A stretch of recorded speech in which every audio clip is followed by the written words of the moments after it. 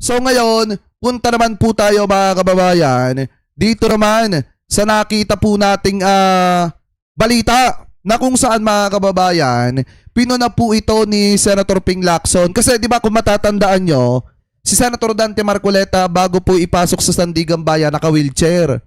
Pero nakakapagtaka dito mga kababayan na kuhanan ng footage ng News 5 na itong si Senator Dante Marcoleta nakuhanan mga kababayan habang nakatayo at kausap itong si Mike Defensor sa Sandigan Bayan 3rd Division. So ngayon ito i-play po natin.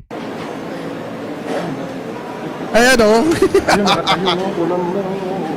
Dito, kitang-kita rito. Di ba mga kababayan pumasok siya naka-wheelchair? Pero dito nakatayo na siya oh. At saka take note nung lumabas siya, nakatayo din siya, naglalakad din siya. Ayun, tinulong na siya. Oo. Nakaharap na oh. Hi ma'am, good morning. Isa lang na. Ayan oh. Hindi pa sa bahay niya closing? Ma'am, good morning. Luneta. Sasabihin ka kay ma'am, may sasabihin ka. Masabihin ka siya? Ayan oh. Oo. Diba, alam nyo mga kababayan alam nyo mga kababayan, ito ngayon ko lang sasabihin sa inyo ako talaga bilib ako dito kay Senator Dante Marcoleta kasi para sa akin, ito na yung pinakamagaling at pinakamatalinong abogadong nakita ko sa buong buhay ko mga kababayan. Bakit? Sa sobrang galing niya, sa sobrang galing niya, naipakulong niya yung sarili niya. Di ba mga kababayan? Tama ba mali? Tama ba mali yung sinabi ko?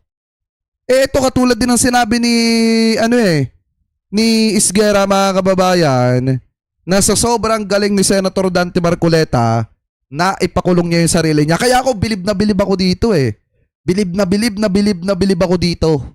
Kasi talagang napakatalino at napakagaling na abogado nito. Kasi pinakulong niya yung sarili niya mga kababayan. Yung sarili niya ang naging kauna-unahang kliyente niya na ipinakulong niya. Hindi, kalaban niya sa kaso na ipinakulong niya mga kababayan. Hindi pala kliyente. Yung sarili niya ang kauna-unahang nakalaban niya sa kaso na ipinakulong niya mga kababayan. Ganito kagaling si Senator Dante Marcoleta. Anyway, tuloy pa natin. Ayan o.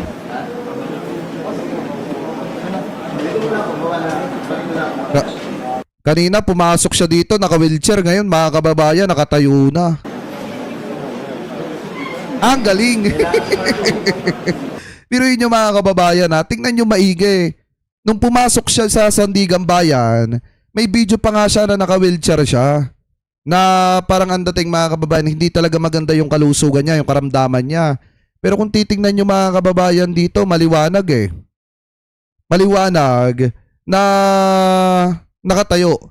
Itong si Senator Dante Marcoleta, okay yung kalusugan, okay yung kalagayan mga kababayan. At mukhang tama nga ata yung PGH. Tama nga ata mga kababayan, yung PGH na itong si Senator Dante Marcoleta, ayos na po mga kababayan. Kasi tama yung sinasabi dito ni Senator Ping Lacson, ito basahin natin. Sabi dito sa Abante TNT, tunay na tabloidista, ito raw. Lacson sa paglabas ni Marcoleta sa UP PGH. It's a miracle. O himala mga kababayan. Bakit daw? Ayan pinure ni Senador Panfilo Ping Lacson nitong Huwebes ang UP Philippine General Hospital or UP PGH matapos itong magsumite ng objective medical assessment kay Senator Dante Marcoleta sa Sandigan Bayan. It's a miracle. Naka-wheelchair nung pumasok mga kababayan. Tapos brisk walk nung lumabas mga kababayan or nakakapaglakad na. Kudos to UP PGH for putting professionalism and integrity above all other consideration in submitting their medical report to the Sandigan Bayan. Ani po ni Lacson sa kanyang post mga kababayan sa Twitter. Sabi pa dito ay pinagutos ng Sandigan Bayan ng hiwalay na medical examination kay Marcoleta sa UP PGH upang matukoy kung kinakailangan pa siyang manatiling nakakonfine sa Philippine National Police General Hospital or PNP GH mga kababayan. Ayon sa UPPGH, hindi na kailangan manatili sa ospital si Marcoleta. Dahilan upang ipag-utos ng korte ang paglipat sa kanya sa New Quezon City Jail. Nitong Miyerkules mga kababayan, inaresto si Marcoleta noong Hulyo 6 kaugnay ng kasong plunder na may kinalaman sa hindi umano niyang pagdideklara ng 75 million campaign donation noong 2025 election. Nauna na rin pinuna ni Lacson ang aniyay pattern ng pagkaka-ospital ng ilang personalidad habang nahaharap sa mga kasong kriminal o na contempt ng Senado, kabilang si Marcoleta at dating Public Works Secretary Manuel Bunoan mga kababayan. So ngayon kung titingnan nyo, kahit si Senator Ping Lacson, nabisto rin yung galawan ni Senator Dante Marcoleta mga kababayan kasi pumasok, naka-wheelchair paglabas, aba himala, naglalakad na. Di ba mga kababayan? At saka take note kung titingnan nyo po yung sinabi dito ni Christian Isguera, talagang tugman-tugma eh. Tamang-tama. Kasi para sa kanya mga kababayan, yan. Yan. Para sa kanya, sa sobrang galing ni Marcoleta bilang abogado, ay naipakulong niya yung sarili niya. Bakit daw mga kababayan? Play natin Ganito sinugundahan ng veteran journalist na si Christian Isguera ang papuri ni Senator Alan Peter Cayetano sa husay ng kasamaang si Senator Dante Marcoleta bilang abogado. Nagkomento si Isguera sa binanggit ni Cayetano na ika-6 na araw ng impeachment sa ika-6 na araw ng impeachment trial ni Vice President Sara Duterte ditong Miyerkules, Hulyo 15. Naiilan na lang silang abogado ngayon sa Senado. Nakaraang makulong sa plunder si Marcoleta. Matatanda ang kinasuhan ng Office of the Ombudsman si Marcoleta sa Sandigang Bayan based sa sarili ng pahayag sa TV program na tumanggap siya ng 75 million campaign donation mula sa 3 kaibigan bilang suporta sa kanyang kandidatura noong 2025. Gayunman, hindi nadeklara ang nasabing campaign donation sa Statement of Contribution and Expenditures or etong SOSE ni Marcoleta. Ang 3 campaign donors ni Marcoleta, kabilang si former Congressman Mike Defensor, ay kinasuhan din ng plunder at nakulong na rin. Ngayon tulad niya. Di ba mga kababayan, ito nga yung pinakamatindi dito Pinagmamalaki ng mga didishit na napakagaling na abogado ni Senator Dante Marcoleta. Ito na ngayon. Sa sobrang galing na abogado ni Senator Dante Marcoleta, ipinakulong niya yung sarili niya.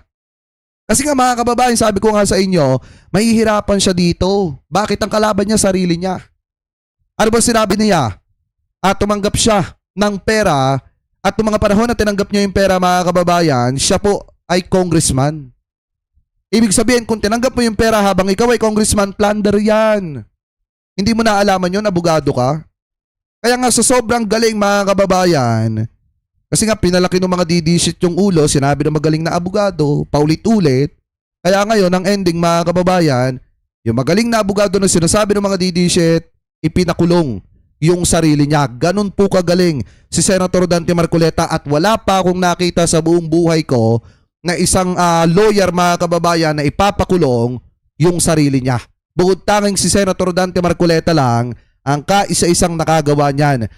Biruin nyo nga kung si Apo Lakay nga Di ba?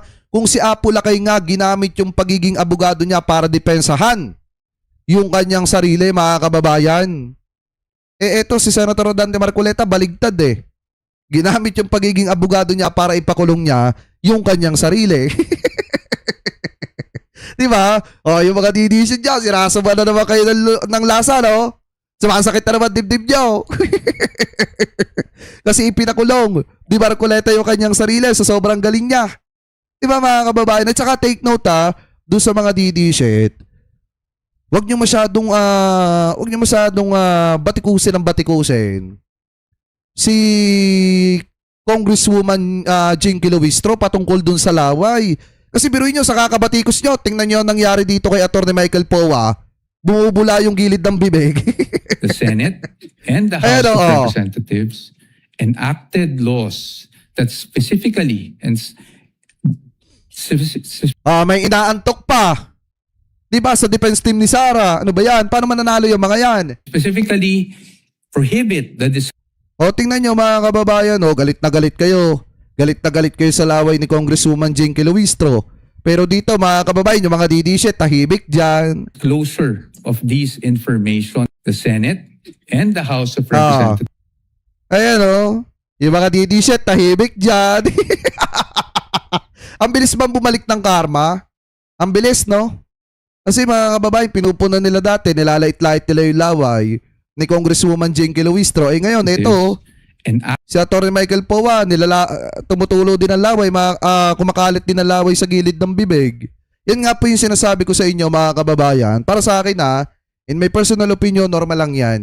Lalo na kung wala kang backup na tubig. Kasi dapat nga naman talaga, ito para sa akin mga kababayan dapat naman nga talaga kahit papaano, may tubig po talaga.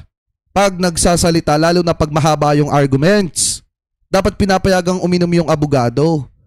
Ang problema kasi dito mga kababayan, nagsasalita sila na matagal pero wala silang tubig.